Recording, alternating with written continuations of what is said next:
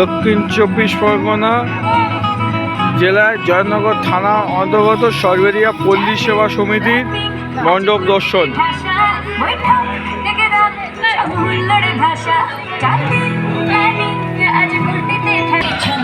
এমন সাইজে একটা বড় ইলিশ মাছ এখানে আনা হয়েছে সবাইকে দেখানোর জন্য, কিন্তু খেতে কাউকে দেওয়া হবে না। এটা ব্যাংকেও এনে জ্যান্ত ধরে এনে বসানো হয়েছে এখানে। দেখুন আপনারা, অসম্ভব সুন্দর মণ্ডপ সজ্জা।